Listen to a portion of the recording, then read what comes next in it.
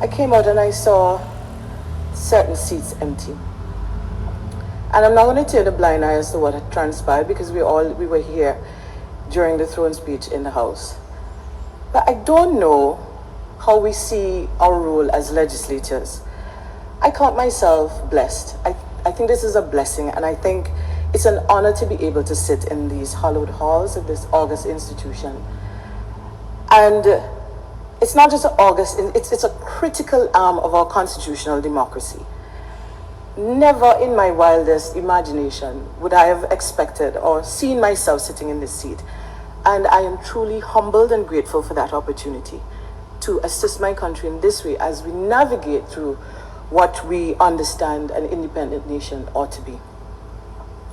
When we first came to the previous term after the general elections, I said, I fly my party's colors very high. I make no apologies for that.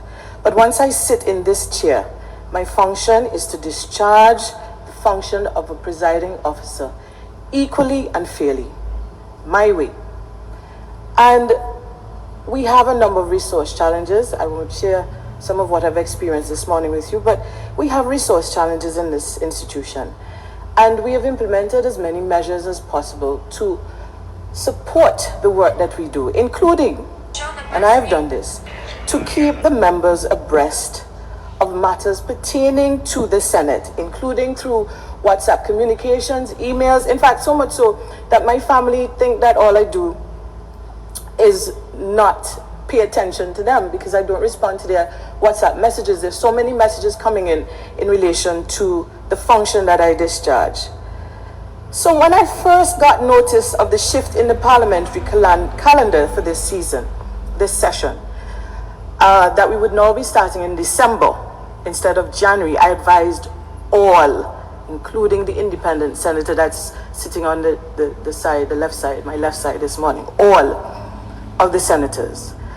And once I was apprised of the dates of the throne speech, I advised all of the senators.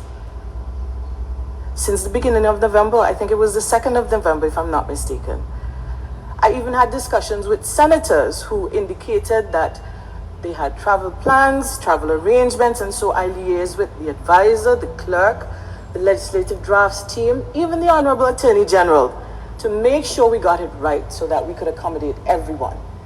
And so the date, which should have been yesterday, was shifted. But I advised everyone. Early notice. And so, even in terms of sitting in the chamber during the throne speech, I sought the Speaker, the Honorable Speaker's permission, and I advised this House accordingly. I think that was about 17th, middle of November. So right now I'm at a loss as to how a shift in 1 month, because we would have come here in January.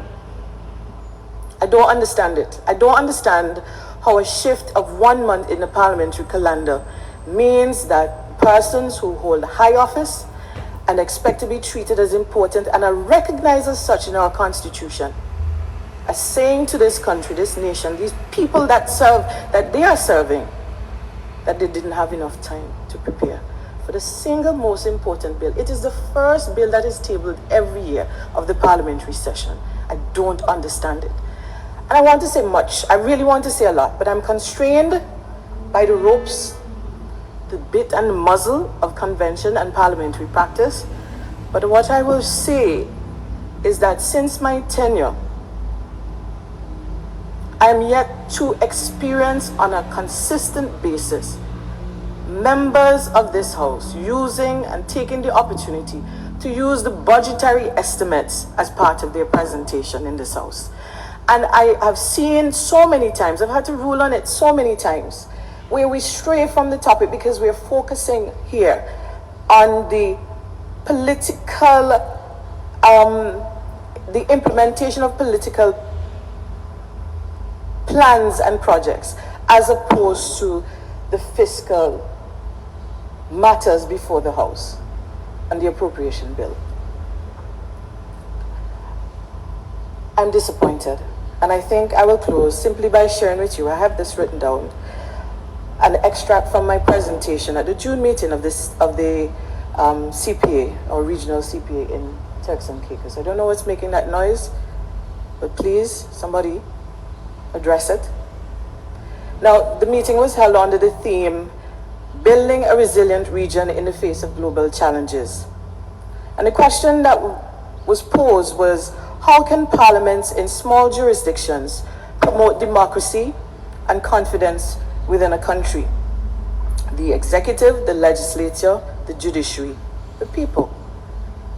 One of the statements I posited was that education and training was a key component. And as legislators, we must equip ourselves with the knowledge needed to discharge our functions. And I'm going to quote what I said here. Strengthening of the awareness of members of the legislators of their role to review, scrutinize the proposals of the executive which come to them through the bills and the standing orders and resolutions. Statutory instruments and resolutions. And it's not just about towing the party line and playing the politics. So these walking out of parliament because you didn't get the bill in advance for how many weeks or months or however you want it, when you know the standing orders say that provisions can be waived, or do you? Can't cut it anymore. The people grow weary, and I'm going to quote the scripture, Isaiah 40:31.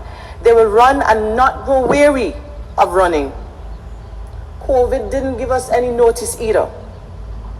And that was my direct quotation from my presentation in June, and we're here in December dealing with this issue.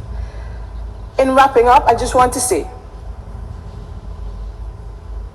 I want to encourage us to use this time, this Yuletide season of reflection, to reflect on what we say what we mean when we say we're committed to country and nation building. What is our role? What is our function as legislators?